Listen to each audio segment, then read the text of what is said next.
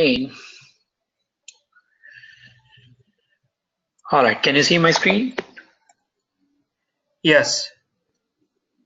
Okay, good. So welcome everybody.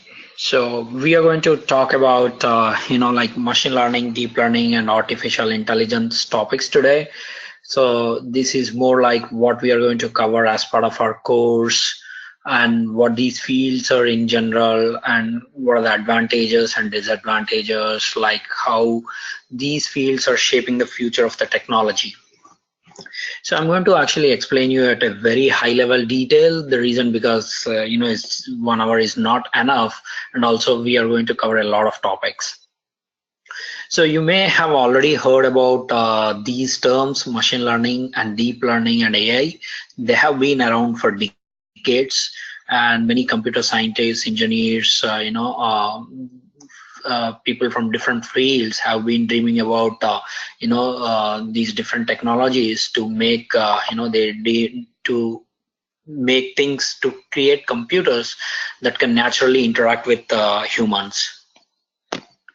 So what I'm going to cover today is like what is machine learning, what is deep learning, and what is TensorFlow, and AI, what is artificial intelligence in general, and some of the topics that fall under these areas or fields or subfields, you can call them. So I'll just talk about machine learning first.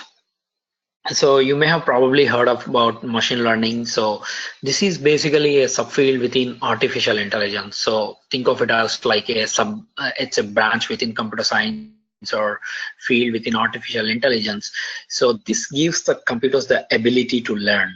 So basically it talks about different algorithms and different kinds of techniques that we want to use so that we can teach computers to solve some problems. So there are some problems we humans cannot solve it, and there are some problems even if we could solve, right, it's a lot more advantageous if computers can actually solve them automatically for us. Take for example, fraud detection, right? So if you have a website such as Amazon, right, so where there are billions of transactions taking place, right? Now out of all these billion transactions, let's say we want to identify if there is any fraud going on. So if we plan to do that manually, if we try to identify some pattern that corresponds to a fraud, right? And if we try to do that by ourselves, we are never going to solve that problem, because the amount of data that is being generated every second, every minute, and every hour is so huge. So it's simply intractable for us humans to solve it. So now if we can automatically solve the problem using computers, for example, detecting some patterns in the data, or identifying some characteristics of the data, patterns, call them patterns. Patterns is a general term, right? So if we can solve the problem using some kind of learning algorithms, so then it's going to be much more useful for us. So that's where machine learning comes into play. For example, you give a lot of data to the algorithm, and then you train model. So this model is a general concept that we use. It's a fundamental concept. So basically, given an input such as your data could be like your web transactions, it could be like your images, it could be like your speech waveforms, or it could be like your natural text, the comments that you type in YouTube or Facebook or Twitter, your tweets, for example. So there are different kinds of data, right? So now this data forms as your input, and then you take this input and give it to some learning algorithm so that it actually learns some characteristics about the data. So it starts detecting the patterns that are part of the data. So once it learns, we call that, we built a model. So we built a model out of this data. Now once that phase is done, what we do is that we put that model to action. In other words, we are going to use that model to predict new outcomes, to predict outcomes on new data. So that's what we mean by learning algorithms. So there are two phases as part of this machine learning. So you train the model first, and then you use the model. So there's a more technical term, it's called inference. So inference means you actually put the model to work, where you feed in new data to output to get the desired output. So that's about like at a very high level about machine learning. But if you think about this, right, there are so many numerous applications that you can solve.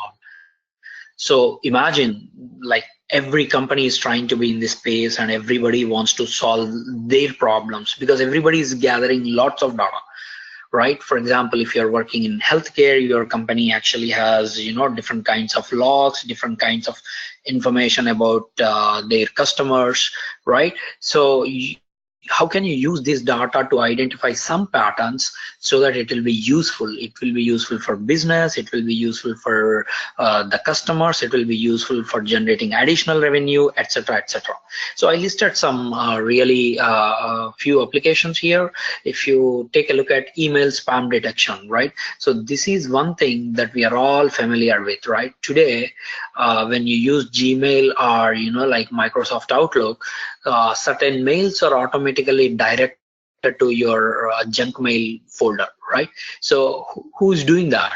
So do we think any human reading our mails and then sending them to junk mail folder? No, that's not happening. So underneath that, so there is a learning algorithm, there's a machine learning algorithm or system.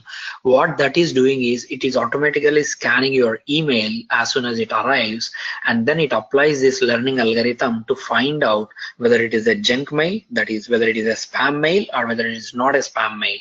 If it is a spam mail, then it directs that to junk mail folder. Otherwise, it puts it in your inbox.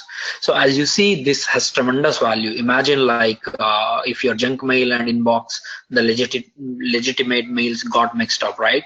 So it would have been additional headache for us to manually filter through all the junk mails, right? So this is a very good and classic example of spam detection for machine learning. Now fraud detection, I already talked about it from Amazon Web Transactions perspective, but you can also think about it from banking institutions or credit card companies, right? So where there are lots and lots and lots of transactions going on in a given minute, how do we automatically identify fraud? So I'll just give one simple example when it comes to credit card transactions. For example, let's say you are a credit card company and you want to automatically identify if there is a fraud in a particular credit card transaction. So imagine a person already swiped his card. Let's say he was in Hyderabad the moment when he swiped it. Now within 2 minutes later, another transaction took place on the same card, but this time from Delhi, imagine, right? And obviously you can see that both of them actually indicate that both transactions are physically present transactions. So we can immediately tell that there's this set of transactions seems to be suspicious. How can a person swipe card in Hyderabad and within 2 minutes later, how can he again swipe a card in Delhi, right? So that tells us that there is some problem with this set of transactions. So imagine like if you build a system that actually looks at all these kinds of different properties or data points, and then it arrives at a conclusion whether this transaction is a good transaction or whether a transaction is a fraud transaction, right? So, and when building this machine learning algorithm, you are actually think about all these kinds of things. Okay, what is the location data, and is it a online transaction, is it a physical transaction, or what time it took place, etc., etc., right? All these are called features. I'll tell more about it if time permits what features is, but like all these features you extract and then you give them to your learning algorithm, and the learning algorithm starts learning and identifies pattern. So that's briefly about fraud detection. Just one example case within that. And now machine vision. So probably you have already heard about like a lot from self-driving cars and like recognizing faces, etc., from Google, Amazon, and other big companies, right? So machine vision is a field basically where you deal with computer vision related problems. That is, given a set of images, be it images or videos, right? And you want to automatically extract information from it. You want to automatically tag information within those tag objects within that image or video, right? So these are all vision related problems, again, solved using machine learning and other fields. So let's say you have a picture.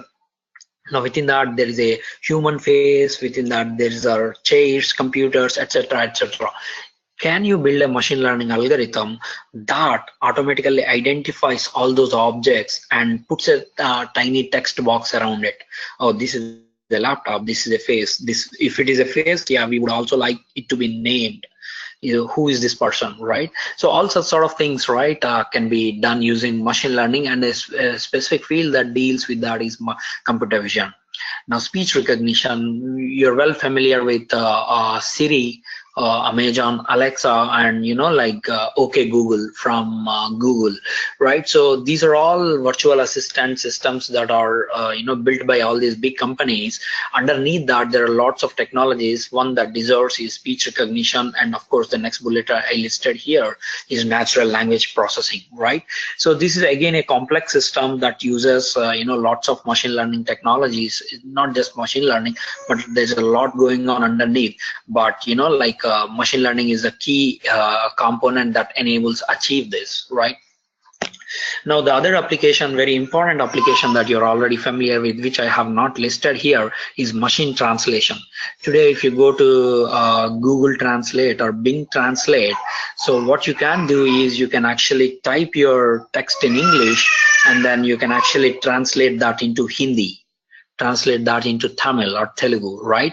So how is this possible? There's no human behind it actually translating your request, right? It's all done automatically for you, and that's where the machine learning algorithms come into picture. So which is very useful, and the applications are like endless. So there are many fields that are taking advantage of machine learning, and the related fields like healthcare, biotech industries, and this travel industry is something like Uber, which actually connects drivers to the customers, right? So all these different industries are actually taking advantage of machine learning. So now the other application that is worth mentioning is recommendation systems. So if you log into Amazon, or if you use Netflix videos, right, so Netflix movies, so the moment you log in, they actually show you certain titles. For example, this say that these are the recommended movies for you to watch. How do they actually figure that out? They actually figure that out using machine learning techniques. So based on your history, and they are one way to achieve this is they are going to compare how similar your tastes are to other people's. And now they're going to extract some information based on this similarity, and then they're going to suggest recommendations for you. So there's a lot of value, just to quote, there's a lot of value in machine learning and related fields. So this is a very hot time to jump into this field and take advantage of it. For example, you want to grow your career in machine learning, or you want to implement some novel ideas by yourself, so this is the right place to be in. So I'll briefly show a picture before jumping into deep learning and talking about it. So what exactly, where exactly it fits within the landscape of artificial intelligence, right? Artificial intelligence, it's a general umbrella term. You can think of it, it's a much broader field, right? So like we all knew that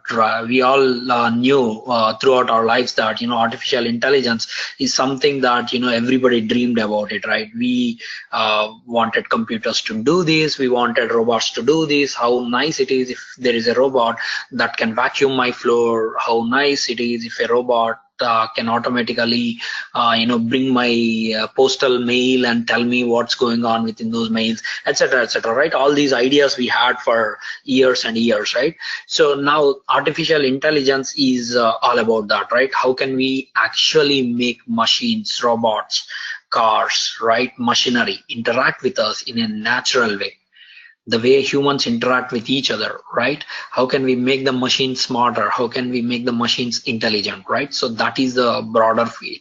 Now within that, now if you think about like deep learning and machine learning, so you can actually think about like machine learning is a subfield within artificial intelligence.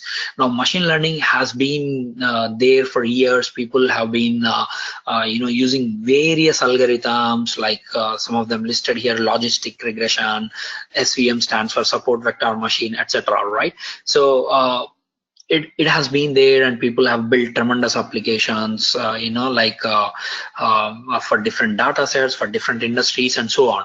Now recently there has been a lot of interest in another field called deep learning. So you can think of deep learning as a subfield within machine learning. Machine learning is more general, deep learning is more specific. It concentrates more about neural networks. So if you're interested in getting an understanding of how does machine learning fit within AI, and how does deep learning fit within AI, this is a picture that you can refer to. Now going back to our slides, deep learning, I'm actually going to explain what deep learning again from a very high level overview, and what are the advantages and disadvantages and where the field is going. So deep learning, again, as I said, it is a subfield within machine learning. So this is based on neural network architectures. So if you think about machine learning, it's not really on a specific architecture. It has different kinds of models, different kinds of algorithms, and so on. Whereas deep learning is specifically focused on neural networks. So as you see today, what is happening is there's like lots and lots of data sets. So what do I mean by data sets? If you're coming to this term for the very first time, so data set basically refers to your collection of data for your problem domain. For example, if you want to tag image data for like solving some image object recognition problem, let's say, right? Even before you build your algorithm, build your model, you need lots of data. For example, you want to classify from images whether it is a cat image or whether it is a dog image, let's say, right? In order to do that, you need actually thousands of pictures of cats, or even hundreds of thousands of pictures of animals, cats or dogs, right, in this case. So where do you get this data? So you probably get this data on internet, or somebody actually is going to spend their time, energy, money to produce these pictures, for collecting this data, so that this can be used by further processing, such as machine learning or deep learning, right? So now today, if you compare with several years ago, like we have a lot of public data sets available. So there is a image data sets, speech data sets, text data sets, especially for solving natural language processing, etc. Right? So due to access to these data sets and computational resources, right, compared to a few years ago, now we have much more powerful graphic processing units, much more powerful CPUs, etc. Right? So all these have actually helped deep learning. Of course, like the people have been constantly improving the algorithms, right? So all these three actually acted together, to see the kind of exciting results that we are seeing today. Now, if you think about specific fields, like the most promising fields today, speech recognition, natural language processing, and computer vision, all these three fields are already taking advantage of deep learning, and they already produce spectacular results compared to traditional machine learning approaches.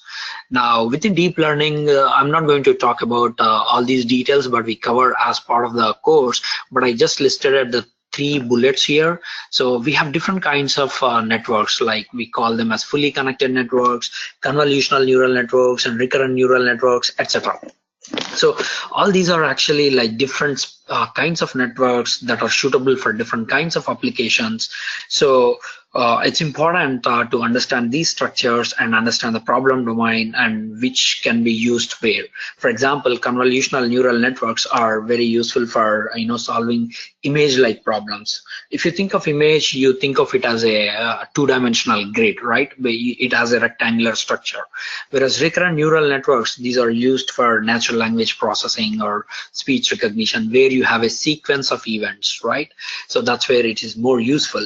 So I'll briefly just show you one image quickly, um, just to give an idea of like what.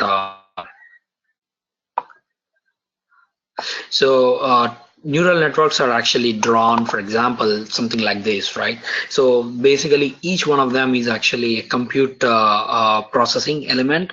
So this is called neuron. So this is analogous to our brain is. Human brain is composed of neurons, right? Where each neuron is connected to other neurons, and each neuron is responsible for applying some function.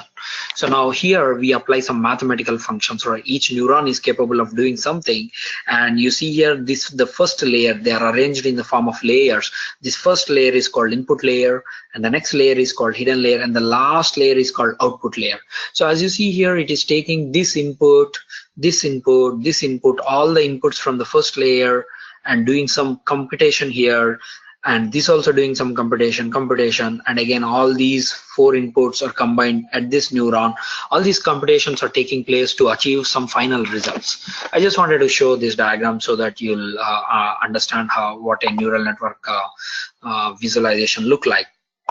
Now, going back to our picture, right now you can actually see this. This is where deep learning fits. It's you can think of it as a sub-branch within machine learning, right? So as some terms listed here, CNN stands for convolutional neural networks, and LSTM stands for long short-term memory, which is very useful for NLP kind of applications.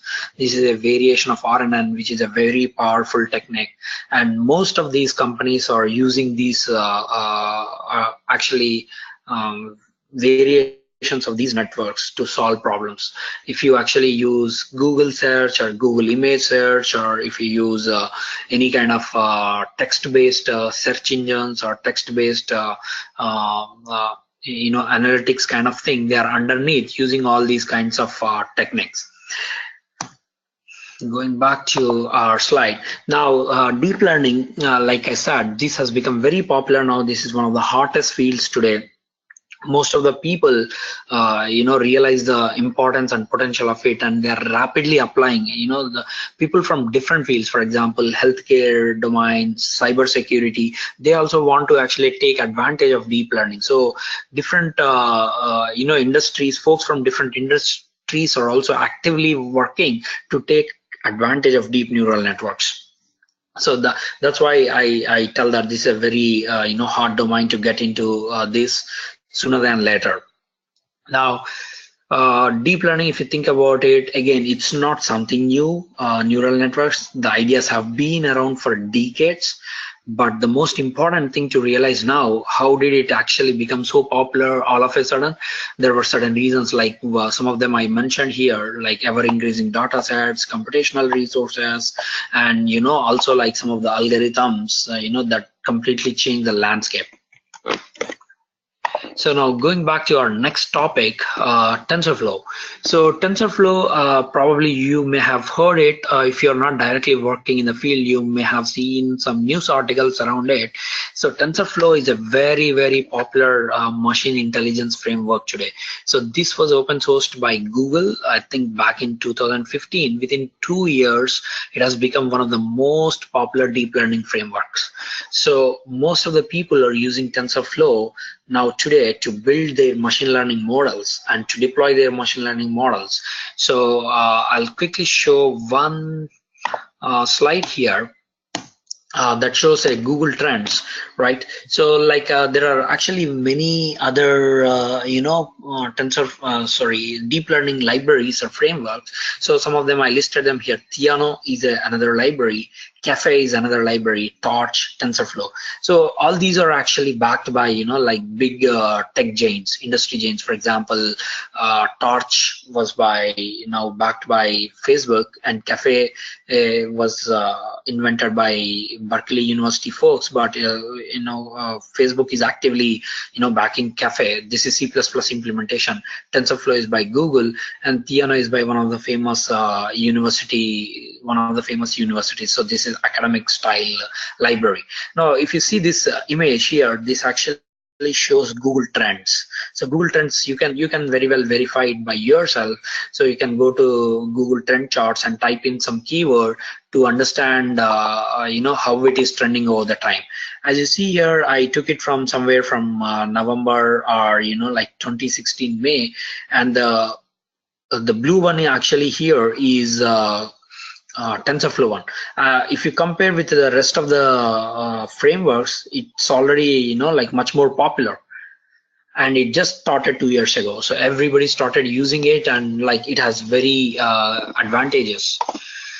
Now, just talking about it, some of the advantages that it has is you can build models on CPUs as well as GPUs. So if you're not really familiar with graphic processing units, so GPUs are like really, like very good at parallelizing computations. So a machine learning model, can run much faster on GPUs. So that's the reason, right? Most of the machine learning community, they work with GPUs as opposed to CPUs. So if, for example, if you have a very complex model, deep learning model, what might take a 1 week on CPU, for example, to train, it might just take 1 day on a GPU. So now you can imagine how powerful it is working with GPUs. So TensorFlow provides the ability to work with GPUs without too much hassle on your end. And it also makes distributed computing possible. For example, if you have 10 GPUs, can you build a model on these 10 GPUs simultaneously, so that you can cut down the time it takes to train the model? The answer is yes. So it actually makes it possible. So that's a very big plus point. And TensorFlow provides various languages. Their API is exposed using different languages, language bindings. So Python obviously is one of the most popular language in machine learning community, and you can rapidly develop whatever the prototype that you want to develop. So that's another plus point. You can right away start building the model using Python and TensorFlow API. And now this also comes with a very nice visualization tool called TensorBoard, so which is tremendously helpful in my opinion, right? You can actually visualize the graph that you are going to build. For example, now this picture that I've shown is a very simplified picture, right? Now, but there are millions of nodes. There are like could be like tens to hundreds of layers within the neural network, right? So if you want to see all these complex connections, a good visualization tool is extremely important, right? And now TensorFlow provides that, and it's called TensorBoard. So we, as part of the course, we go through, how to work with TensorFlow, what is this API, and like we build small programs to get more and deeper understanding, and then we'll work on real projects so that you'll get a complete understanding of deep learning landscape using TensorFlow, be it deep learning or machine learning. Now, going to our next slide. So this is a bigger topic, right? Artificial intelligence. Now, when you're talking about machine learning, deep learning, you're already talking about artificial intelligence. As I said, those are subfields within artificial intelligence, right? Now, if you think about AI, this is much more broader and generic, right? So there are many different problems that you want to solve. Imagine you want to build a robot that is more human-like when it comes to intelligence. So you have to build vision capabilities. What do I mean by vision? Is like seeing perception, right? So if the robot looks at an object, it should understand what it is. If the robot looks at a human, it should understand the facial expressions of humans and things like that, right? Now it should also have ability to speak. This is where text to speech comes into picture, and it should also have ability to understand speech recognition, right? And it should also have ability to understand natural language, which is natural language understanding. It's not just recognizing the speech, but it should understand the meaning of it also. So that's called natural language processing and natural language understanding. So all these things, right? And it should also have the ability to walk, and it should also have the ability to sense the weather, sense the environment. For example, let's say if we are suddenly in a very hot weather, so no, we feel hot, or we feel colder or something like that, right? Depending on the weather condition. So it should also have such sensing capabilities, right? If it has to be truly intelligent. So what I mean by that is basically it's not really tied to one specific domain like natural language processing or computer vision. It's a much broader than that. So and there are many subfields within AI. Now, what we are going to cover as part of this, we are going to cover the learning algorithms, machine learning, and deep learning, as well as we are going to call a specific set of problems called search problems and the underlying computer science algorithms around that. If you imagine, I'll show you probably. I think I should show you the pictures. So let me actually take a very good example. I have it here.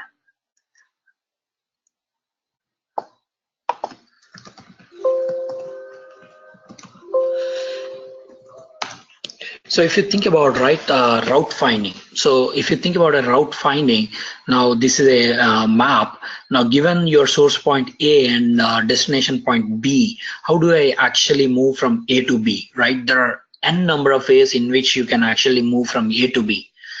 How do I do that? What is my objective, right? Do I want to choose a shortest path? Do I want to go fastest route? Or do I want to go via a most scenic route, right?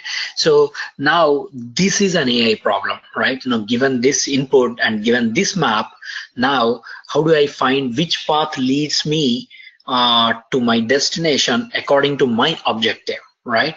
Now your AI algorithm has to solve this, and it has to produce actions, something like start from A, go straight for 10 meters and turn left and go 10 kilometers, and then turn right, go 3 kilometers, etc., right?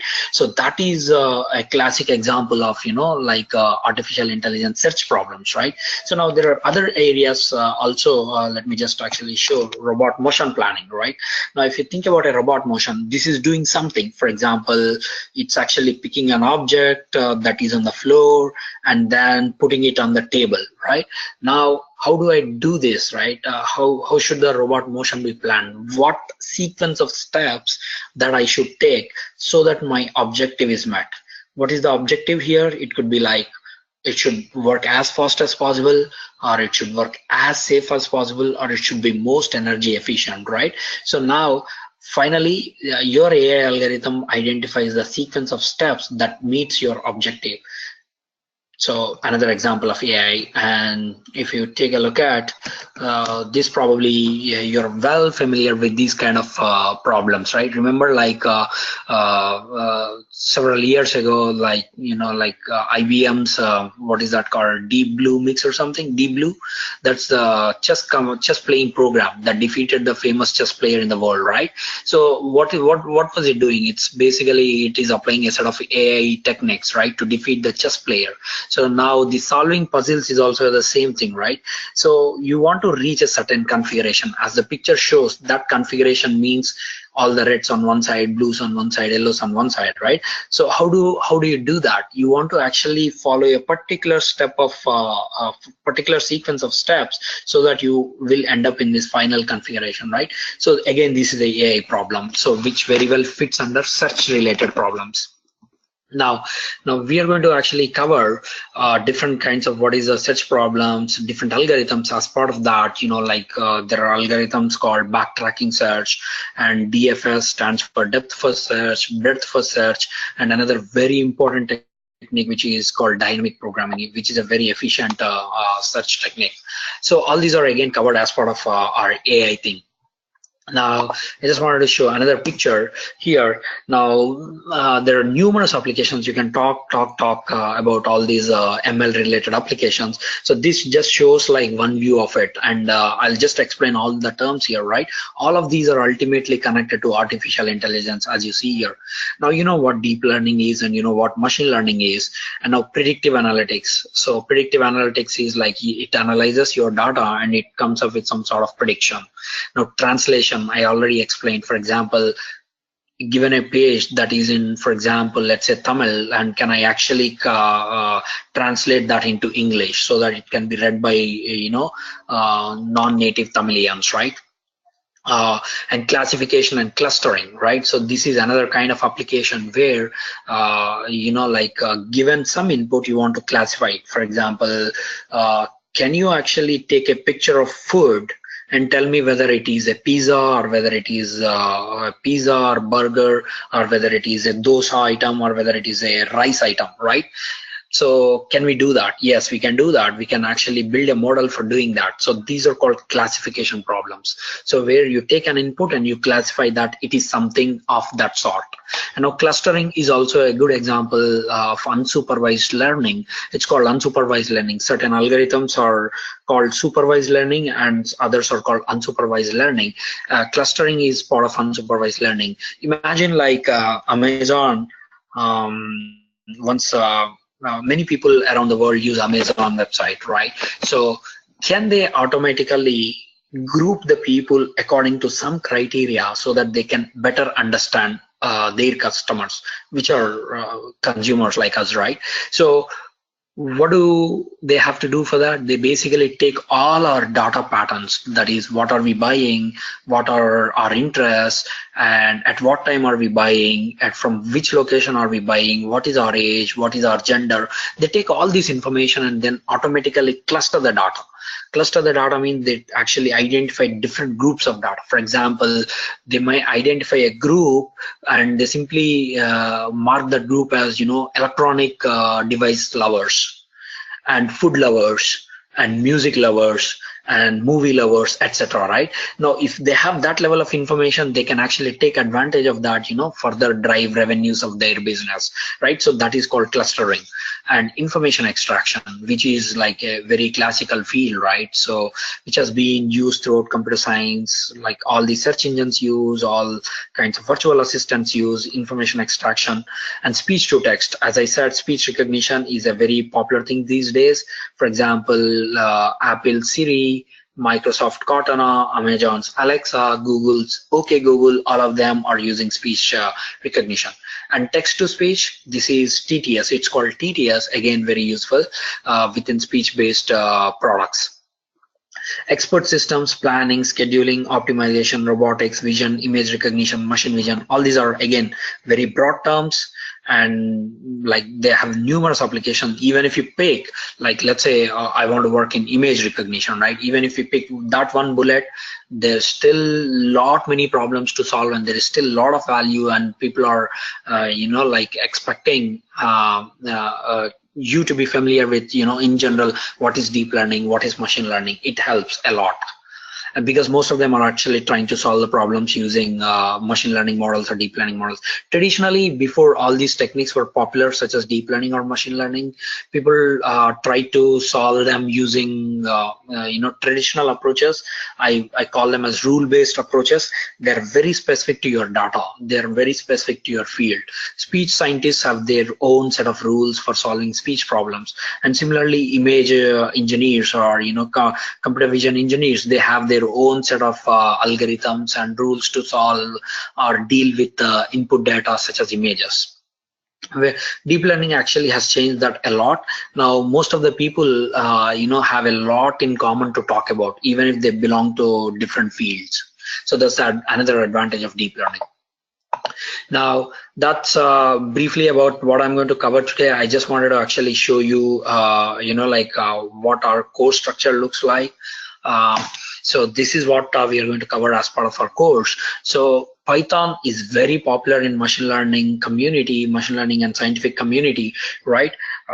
Scientific computing community, right? So this one, learning Python has a lot many advantages. You can rapidly build prototypes, you can quickly evaluate your ideas, and not only in machine learning, Python is very popular in many different domains.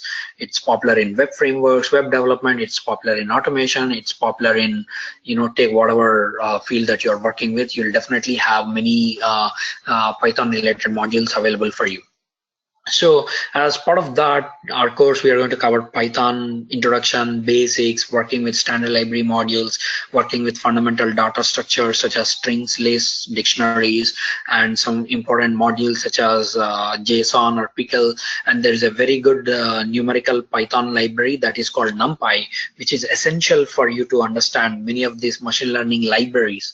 So all of them actually were built, I would say pretty much all of them were built on NumPy. So it's important to understand what NumPy is. So we're going to cover all that as part of Python. And the next topic that we're going to cover is machine learning.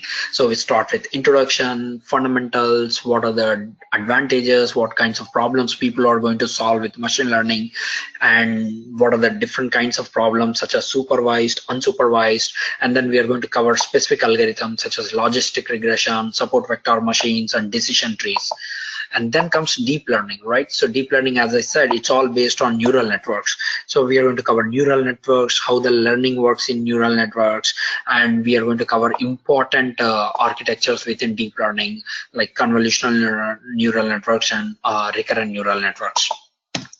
And then we'll also we'll move on to TensorFlow after that. TensorFlow, as I said, very popular. We are going to go through basics. We are going to understand how the API works, how to install it, and write simple programs to gain better understanding of TensorFlow API. And then we will eventually move on to building something bigger, something a realistic project kind of thing, right? Not just one, but several. So we are going to build models and train them on CPUs and GPUs. All you need is a powerful laptop with a GPU card in it, or you can very well use Amazon Web Services to launch your own EC2 instance. And then we are going to cover topics in AI. So like, as I said, all these search techniques which are very popular. So we are going to cover as part of search topics in AI. So that's pretty much about what I wanted to cover today, and we will use, as we go through, it's going to be a 1 to 1.5 hour session each day, and we can work out the schedules depending on your availability, but it's going to be 1 to 1.5 hour every day. And then we'll also work with something called Jupyter Notebooks. I'm not sure if you guys are familiar with it. So it's basically like it's a way of writing interactive programs. For example, I created a Jupyter Notebook, and then I built a PDF out of it, and you can actually simply go through this, right? So I'm just giving this as an example. You don't have to worry about what it really means. I'll cover it in TensorFlow tutorials. So for example, how do I build a tensor, right? So I can build a tensor using the following steps. So I create an array, and then I'm going to convert that into a TensorFlow tensor. So this is how I do it. This is a TensorFlow method that I use to convert that. So it's basically, it's a much more interactive way of writing programs and developing intuition and things like that. So we will use Jupyter Notebooks whenever possible. So that's what that's all I wanted to touch base. Let me see, I have collected another. Yeah, again, like if you think about all these big companies, right? Amazon, Google, Microsoft, everybody's fighting in this space, right? They want everybody to use their products for ML related problems, right? So if you think about Amazon, so they have actually come up with lots of different services, frameworks, etc. within this that fall under AI or machine learning umbrella. So if you think about like Amazon Rekognition, this is for image recognition. Amazon Polly, this is for text to speech. Amazon Lex, voice and text chatbots. So as you can see here, like this is AI services, AI platforms, AI frameworks, AI infrastructure. So imagine, right? So there's like endless opportunities, and you can actually, if you are somebody who would like to work at infrastructure level, yeah, you like artificial intelligence, you like machine learning, but you want to work at infrastructure level, yes, So there are infrastructure related problems. Yeah, you can work at this layer. But if you're more like you want to develop applications, right, you can definitely work at AI services or above that. So probably Amazon build these services. If you're working for a company that builds an application using this service, yes, so that is your application space, and you can talk to the services that are built by all these vendors. Right. So that's all I wanted to touch base today, and back to you, Praveen. Would you like to show some machine learning landscape, how it look like? Oh yeah, sure. Let me actually show. This is one of the famous landscape. I remember seeing this landscape several years ago. Ever since then, like people started producing like these kinds of landscapes more and more, to provide a very informative picture. Right, if you think about machine intelligence, right, there are lots of terms. People call it as machine learning, machine intelligence, collective intelligence, artificial intelligence, so many terms, but ultimately all of them are trying to solve the problems using machines, computers, robots, cars, etc. Right. So now if you think about it, so these are the core technologies. Now if you want to actually see what companies are working in artificial intelligence, of course, this is a very small list. There are actually a lot more companies working, but some important companies were highlighted here. So this artificial intelligence, as you see here, IBM Watson. You probably heard about Watson, right? IBM Watson is like very famous for winning Jeopardy competition, right? So it defeated the human competitors. And now MetaMind is another company that got acquired by, I think, Salesforce. This was a startup. And Numanta, AI.one, Psycorp, Research. So there are some big companies as well as startups within that, and deep learning scape within this. You see like Facebook is listed, Google is listed, and Ersatz. So all these are again companies working, and this is machine learning. And you can see NLP, as I said, natural language processing, right? So NLP space, Vid.ai. I know like this company got acquired by Facebook, and Maluba, this company got acquired by Microsoft. So like these are very, very, very hot fields, right? So if a startup comes in, they try to solve a particular problem, and if there is any kind of creativity or novel approach in solving the problem, there is a high scope for bigger companies to acquire this. Now predictive APIs, image recognition, this is also a startup, Clarify. I think MadBaits was also acquired by Twitter, if I am not wrong. Yeah, this was acquired by Twitter. And then speech recognition, and like Nuance is a popular player within speech recognition. Now this is enterprise market, industries, for example, agriculture, education, finance, legal, right, and HR, and rethinking humans, and HCI stands for human computer interaction, right? So for example, emotional recognition, right? Can we actually identify the emotional state of a person from his picture? Can we do that? For example, if somebody takes the photograph of me, they can identify whether I am joyful, whether I am crying, whether I am sad, or whether I'm depressed, etc., right? So all this emotional state recognition based on pictures or based on the way I speak, right? All these are like very, very important, and people have been trying to solve these problems. Like as we make breakthroughs in related fields such as deep learning, NLP, machine learning, artificial intelligence, it's also going to help other fields, right? Now again, this is like categorized according to this.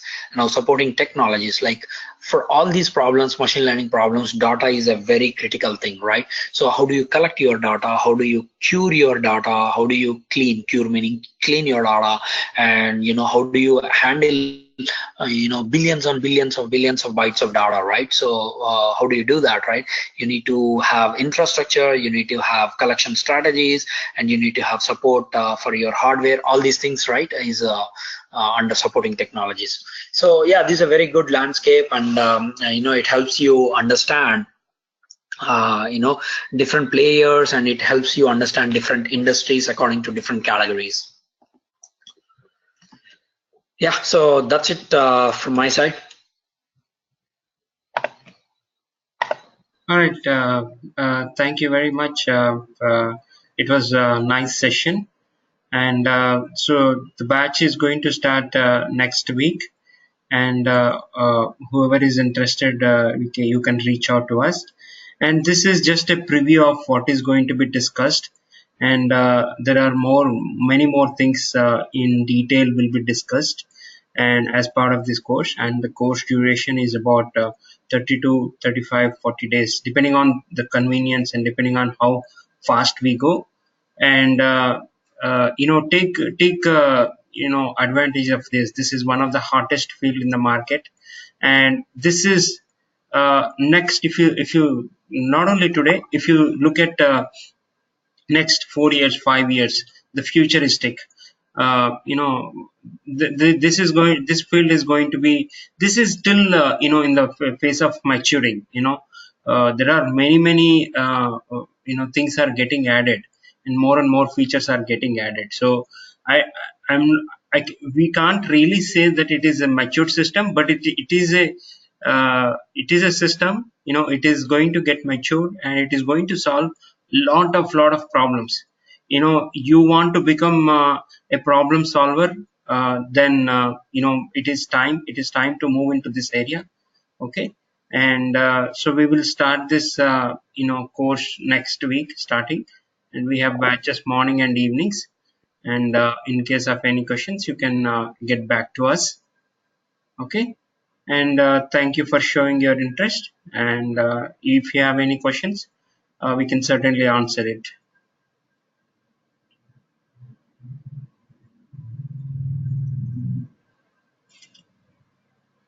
All right. So that's it for today. And see you again. Thank you.